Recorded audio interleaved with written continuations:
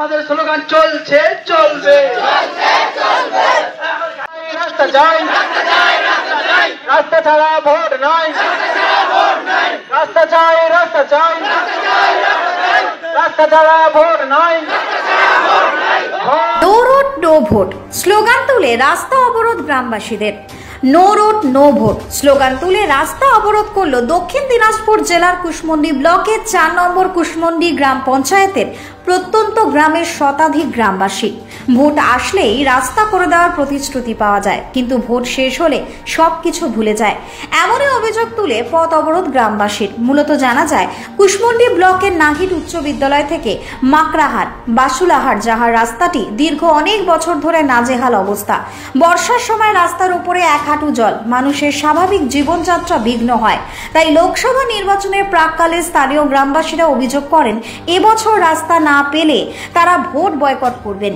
মূলত এই পথ অবরোধ কর্মসূচিটি দুপুর 2টো নাগাদ বাসুলাহাট, কৈকুড়ি, ভেটাহার সহ অন্যান্য গ্রামের জনসাধারণ নামাজ শেষে তাদের নিজস্ব গ্রামে একটি আলোচনার মধ্যে দিয়ে ভোট বয়কট করার সিদ্ধান্ত নেন। গ্রামবাসীর সিদ্ধান্তক্রমে তাদের নিজস্ব রাস্তা থেকে একটি মিছিল নো রোড নো ভোট এই স্লোগান নিয়ে নাহিদ উচ্চ বিদ্যালয়ের সামনে এসে পথ অবরোধ করে বিক্ষোভ দেখান। এই নিয়ে গ্রামবাসীরা কি জানালেন দেখুন বিস্তারিত। কুশমন্ডি থেকে তৌফিক আনোয়ারের রিপোর্ট, ডি বাংলা নিউজ। আমরা পাঠানপাড়া ওয়ার্ড থেকে, পাঠানপাড়া ওয়ার্ডে যে রাস্তার আমাদের পরিস্থিতি, দীর্ঘ 20-25 বছর ধরে আমরা চলাফেরা করতে পারছি না। যে রাস্তায় আমরা ছেলেমেয়েরা আমাদের নাইট হাই স্কুলে আসতে পারছে না, সেই রাস্তায় সাইকেল নিয়ে পর্যন্ত আসতে পারছে না, খালি পায়ে বেড়ে হাঁটে আসলেও আমরা আসতে পারছি না। এবং কি আমাদের যে কোনো একটা পেশেন্ট যদি থাকে ডেলিভারি, মা বোনদেরকে আমরা হাসপাতালে পৌঁছাতে পারছি না। অনেক নেতা নেত্রীরা আমাদেরকে দীর্ঘদিন ধরে এই রাস্তা হবে হবে বলে অনেক দিন ধরে সময় কাটিয়ে দিয়েছে। এই ইলেকশনের পরে হবে, এই ইলেকশনের পরে হবে, ইলেকশন পরে গেলে, ইলেকশন চলে যাওয়ার পর আমরা কোনো নেতা নেত্রীকে দেখতে পাই না। যেমনভাবে ইলেকশন আসে, ইলেকশনের সময় বলে প্রথমে আপনাদের পাঠানপাড়া ওয়ার্ডের রাস্তা কাজ করে দেওয়া হবে। ইলেকশন চলে যাওয়ার পর কোনো পঞ্চায়েত সমিতি হোক, কোনো জেলা পরিষদ হোক, কোনো এমএলএ এমপি যে আসে আমাদেরকে রাস্তাটা একবার দেখবে যে এই পাঠানপাড়ার রাস্তা এভাবে পরিস্থিতি কেন এখনো হয় নাই, কি ব্যাপার। আমরা যে 4-5 গ্রাম এখানে বসবাস করি, মোটামুটি 1,500 ভোটার আছি এবং 6-7 হাজার বাসিন্দার লোক আছি। আমরা যে কত কষ্ট করে চলি, কিন্তু কতদিন আমাদেরকে এভাবে রাখতে হবে কি? আমরা মানুষ না? আমরাও তো আশা করি যে একটা ভালো রাস্তা দিয়ে চলবো। আমাদেরকে আজকে যে সমস্ত জনসাধারণ এই 4-5 গ্রামের আসে এখানে বিক্ষোভ করছে শুধু রাস্তার জন্যে। যতক্ষণ পর্যন্ত এখানে রাস্তার কোনো ডিভিশন দেওয়া হবে না, আমাদের নেতারা আসবে না, সেতক্ষণ পর্যন্ত আমরা বিক্ষোভ তুলব না।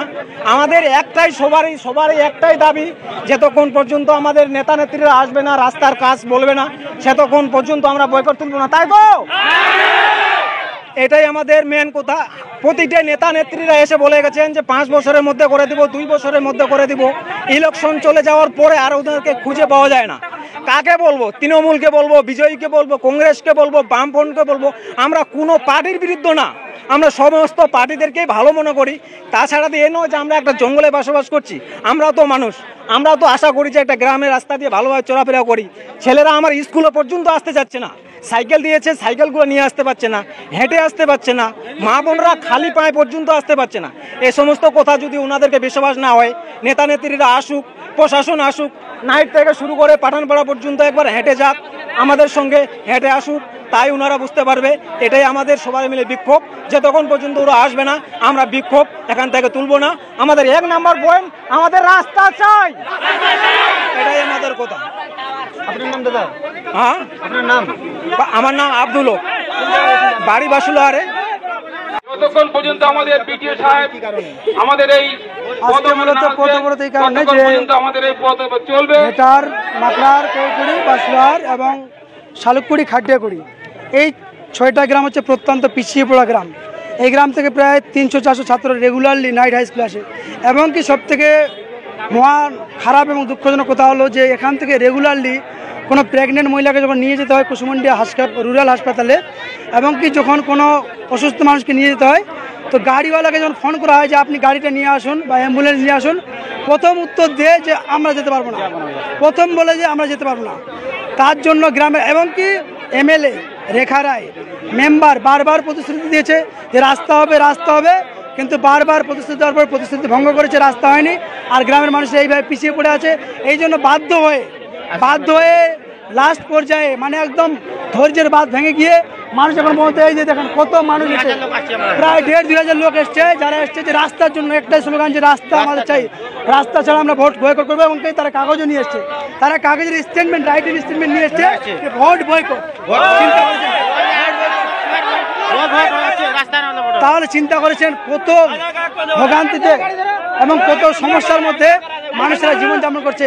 বন্যার সময় বিভিন্ন সমস্যার সম্মুখীন হয়েছে। সাংবাদিকগণ যেতে পারেনি, এত বন্যার জল, রাস্তার এত বেগতিক খারাপ অবস্থা যে সাংবাদিকগণ পর্যন্ত যেতে পারেনি। তাহলে আমরা কত পিছিয়ে আছি।